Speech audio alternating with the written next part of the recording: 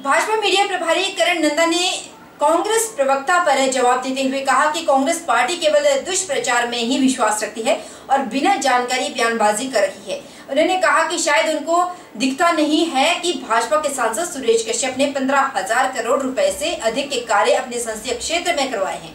अगर इनको गिनने लग जाए तो बहुत बड़ी सूची है, पर लगता है कि समय आ गया है कि हमें कुछ उदाहरण उनके समक्ष रखने पड़ेंगे। और बिना तथ्य जो है वो बयानबाजी करने के लिए आए हैं। शायद वो टिकटार्थी भी हो सकते हैं, तो हो सकता है कि केवल मात्र एक अच्छे सांसद की छवि खराब करने का प्रयास कर रहे हैं। हमने आज तक बोला नहीं कि काम नहीं हुए, पर आज शायद वक्त आ गया है कि काम गिनाने पड़ेंगे।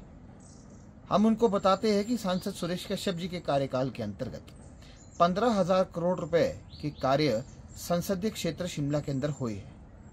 इसका अगर हम जानकारी देने का आपको प्रयास करें तो सबसे पहले मैं ध्यान आपका IIM सिरमौर धौला कुआं की तरफ ले जाऊंगा, जहां 309 करोड़ की राशि जो है वो इन्होंने स्वीकृत करवाई है।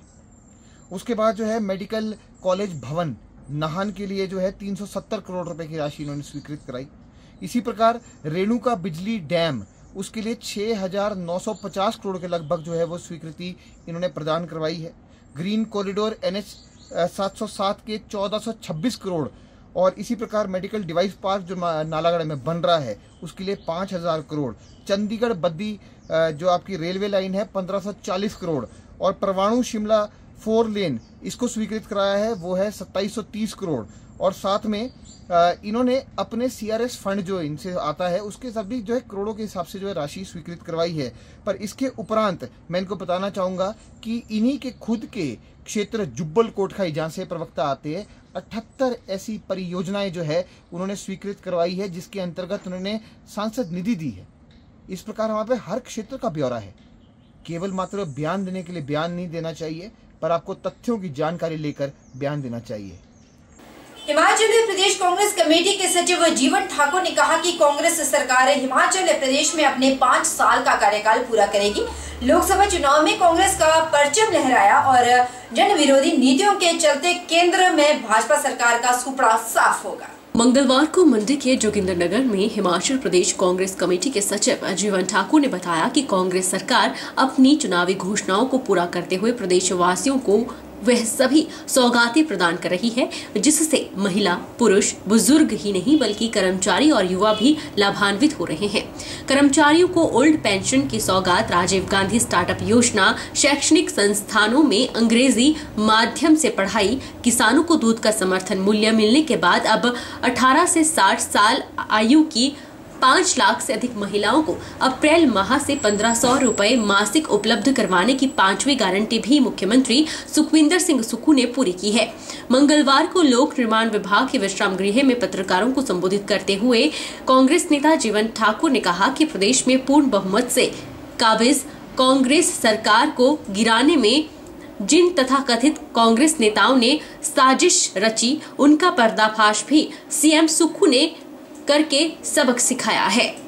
जीवन ठाकुर ने प्रदेश सरकार के करीब 1.5 साल के कार्यकाल की सराहना करते हुए कहा कि 300 यूनिट बिजली मुफ्त मिलने और 5 लाख युवाओं को रोजगार दिलाने की कवायद भी प्रदेश सरकार ने शुरू की है। किसानों और बागवानों के लिए भी प्रदेश कांग्रेस सरकार का मास्टर प्लान तैयार है। उन्होंने बताया कि जोगिंद्रनगर मंडल के धार्मिक स्थलों में पर्यटन को बढ़ावा मिले, इसके लिए सड़कों का विस्तार भी किया जा रहा है। मंडी के जोगिंद्रनगर में प्रस्तावित पन विद्युत परियोजनाओं को धरातल में उतारने के प्रयास भी जारी हैं। माता चतुर्भुजा का कभी किसी ने सोचा नहीं कि उसके लिए रोड बनाया जा सकता है। वो काम 60% हो चुका है। लडवान गांव से हम माता चतुर्भुजा जो है वो गाड़ी से पहुंच जाएंगे। और उसके बाद लडभड़ोल की मैं बात करूं, फगला माकन एक रोड है। पिछले 50 में एक लडभड़ोल गया तो एक लगभग 80-85 साल का एक कथौन गांव में एक बुजुर्ग मुझे मिला। मैंने मीटिंग की, बोला, मैंने कहा कि बताइए आप कि आपकी समस्या क्या है।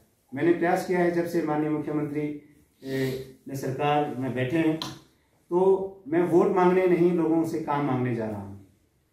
वहाँ गया, बताया कि ये बेटा 3 किलोमीटर रोड बनाने से हमारा 21 किलोमीटर का डिस्टेंस खत्म होता है।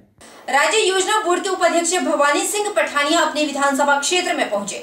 उन्होंने प्रदेश सरकार को गिराने की साजिश रचने के आरोप बीजेपी पर चढ़े। इतना ही नहीं, उन्होंने राज्यसभा चुनाव में कांग्रेस के खिलाफ वोट करने वाले 6 गद्दार विधायकों पर भी खुलकर हमला किया।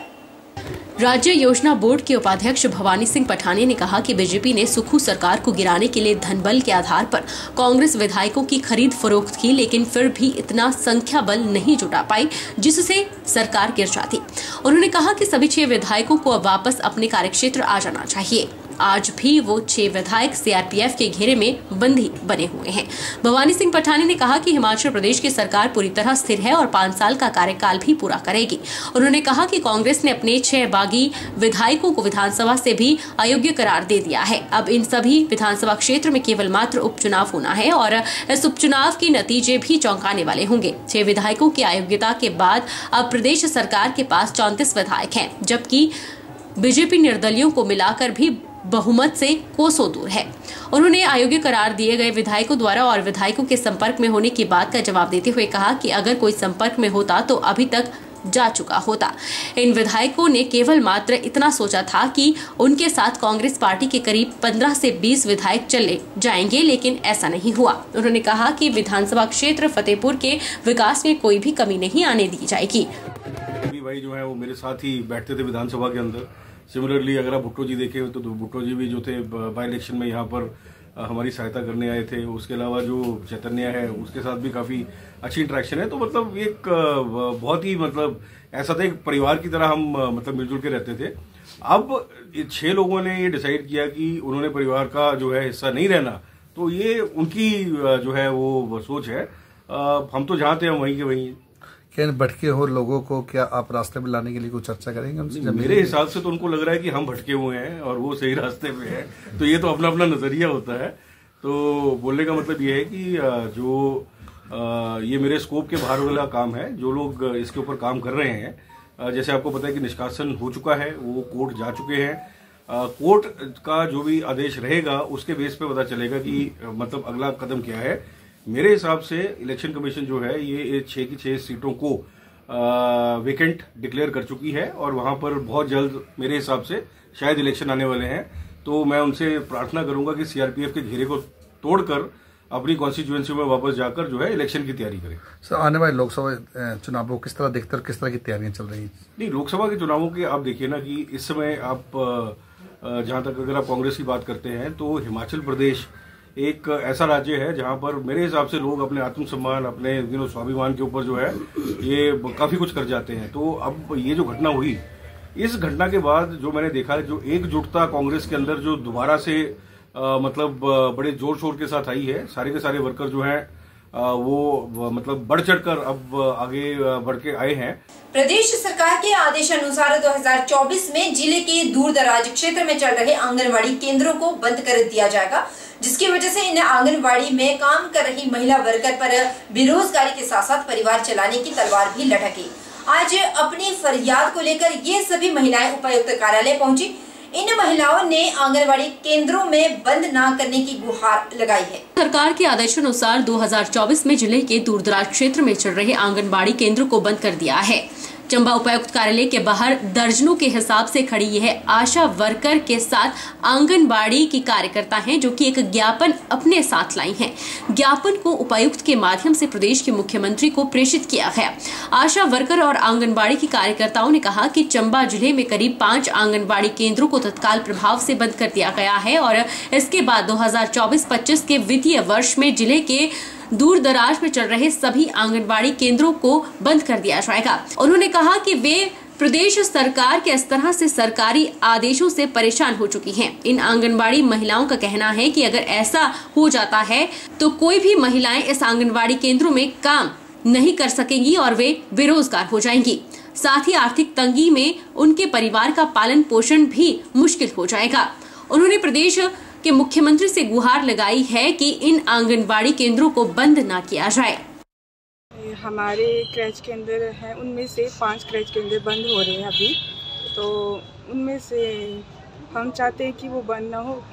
सरकार ने कहा कि 2025 तक, अभी 50% बंद किया, 2025 तक ये सारे बंद कर देंगे। तो हम चाहते हैं कि ये बंद ना हो, इसलिए हम डीसी ऑफिस आए थे डीसी जी से अनुरोध करने कि ये बंद ना हो। और कई तो बेचारे ऐसे जो इसी पे डिपेंड है, क्रच के अंदर की जो आय है उसी पे डिपेंड है। तो हम ये चाहते हैं कि ये बंद ना हो। वहाँ हमारे बालवाड़ी खुली हुई थी। ये बालवाड़ियाँ 1985 से शुरू की गई है ना, और अब ये उन्होंने बंद कर दी है। तो डिस्टेंस बालवाड़ी और आंगनवाड़ी में डिस्टेंस की वजह से ये बंद हुई है। यहाँ रुकेंगे छोटे से ब्रेक के लिए। ब्रेक के उस पार फौरन लौटेंगे। बन रही हमारे साथ।